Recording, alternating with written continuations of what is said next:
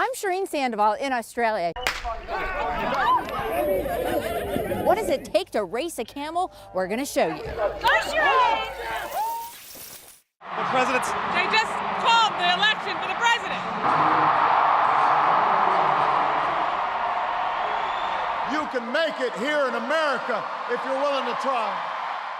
Now, Inside Edition in high definition with Deborah Norville. Hello, everybody, and thank you for joining us as we broadcast today from Hollywood, Florida. From the crooks' perspective, this is how they were able to steal some of the smaller items here on this private property. They took these ladders stashed around the property, put them on the side of these small trailers, climbed up on top, and like the lid of a sardine can, they peeled back the thin tin layer, stealing small equipment from the inside.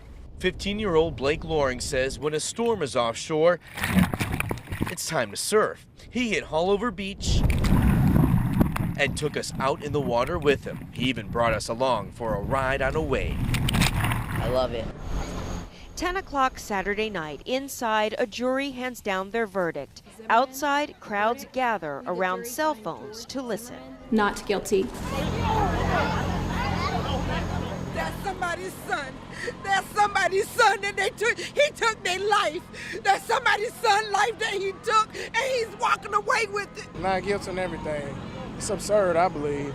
Outside the Seminole County Criminal Justice Center, many demonstrators are overwhelmed with anger and sadness after George Zimmerman is declared not guilty.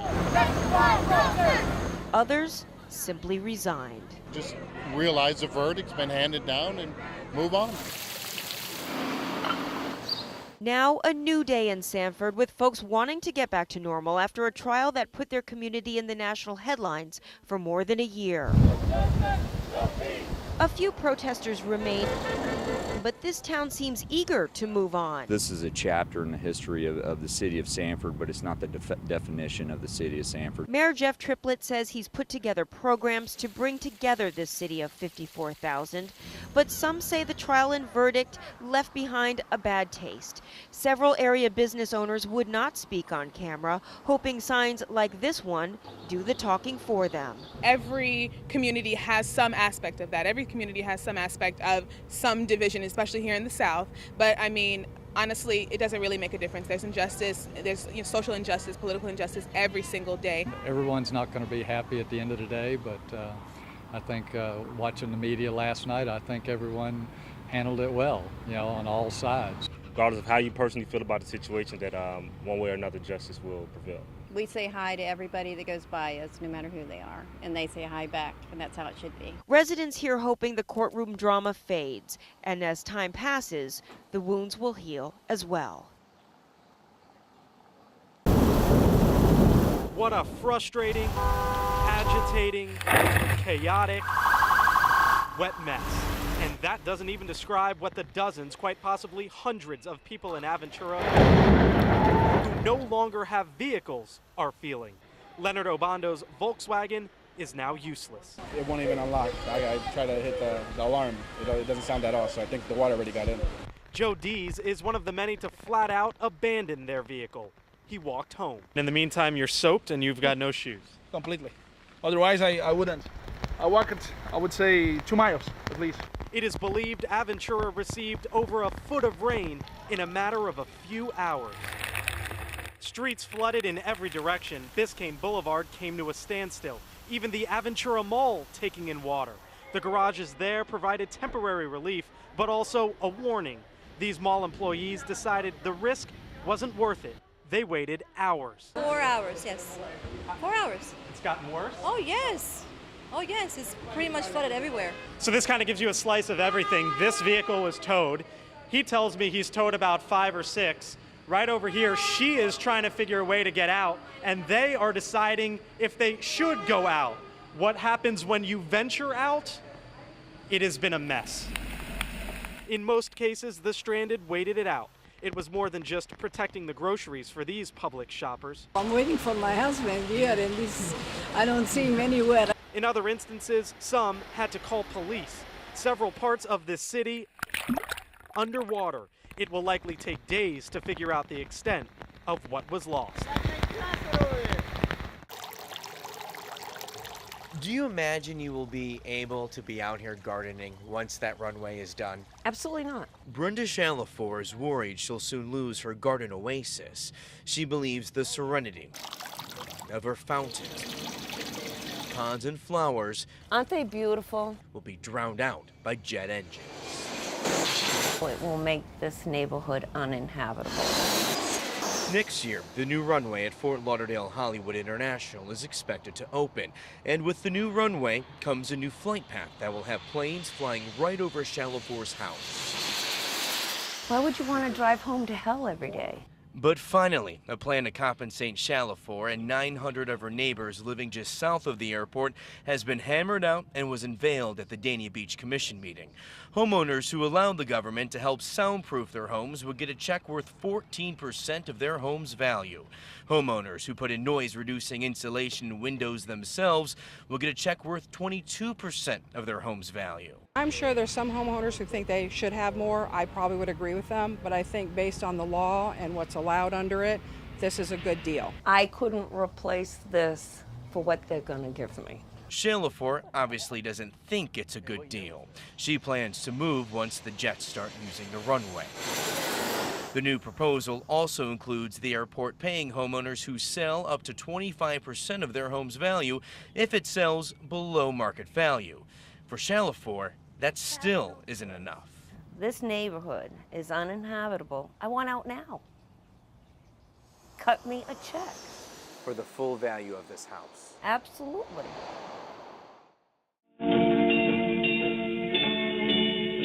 This to me is like, it brings back so much memories.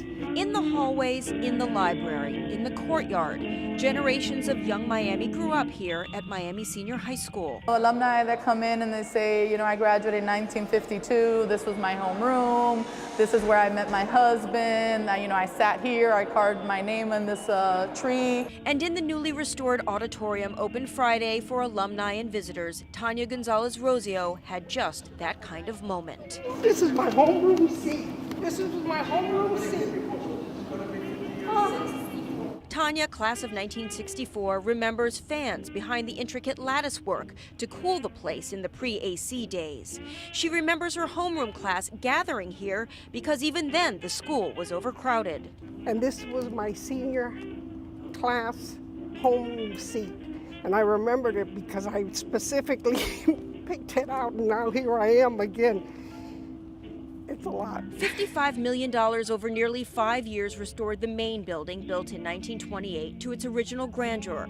The school, founded in 1902, was the county's first high school, and the years weren't always kind. A lot of systems that have been added over the years, air conditioning, a hodgepodge of updates and renovations that really were not up to our current standards. So now the original chandeliers in the auditorium are restored. The original wood floors in the classrooms are exposed, plus 3 new buildings to ease overcrowding. These halls have seen students like former Senator Bob Graham and Heat player Udonis Haslem. And it's beautiful now. It's almost like a college campus. Movies were shot here.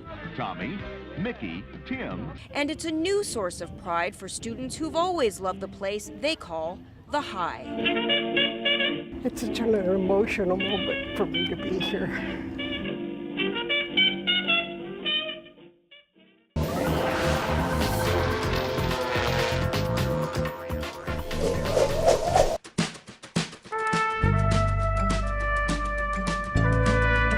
Big. We've got 7 large crocs, all upwards of 5 meters. Medium. We've got 100 juveniles that are about sort of 4, maybe 4.5 feet long. And small. We've got 100 little hatchlings, so they're all about that big. Crocosaurus Cove in the heart of Darwin, Australia, has them all. You even have a movie star. We do have a movie star, Bert. He was the star of Crocodile Dundee. At the Cove, you can get up close and cozy with a croc and something called the Cage of Death.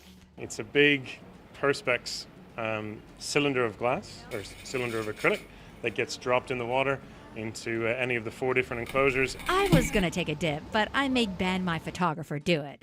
Impressive. I shot some of the video. Impressive. He risked his rump. And the crocodiles can come up and swim around you and have a little bite at you, and you can get very close to a 5.5 meter killing machine.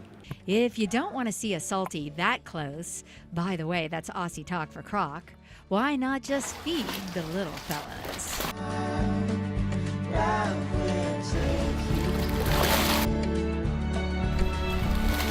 Yeah, they're scary and scaly, but really, they're just regular reptiles. Honestly, you have to trust me. I'm a trained professional, okay? What I'm going to do now, you stand here. All right, okay? I'm just going to give you a little crocodile hat like that, okay? So there you go, a little crocodile hat. An accessory every woman should have. Let's take the elastic band off before you. No, don't even play. Don't play. What the croc is going on here? I can feel his claws on my... Oh my God, I'm schwitzing. Don't scare the little ones away, just scale down the day.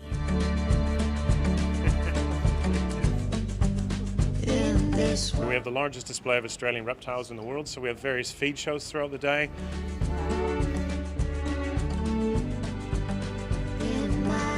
Okay, alrighty, are we done? The magic and mystery of movie making took us to Australia, but these memorable moments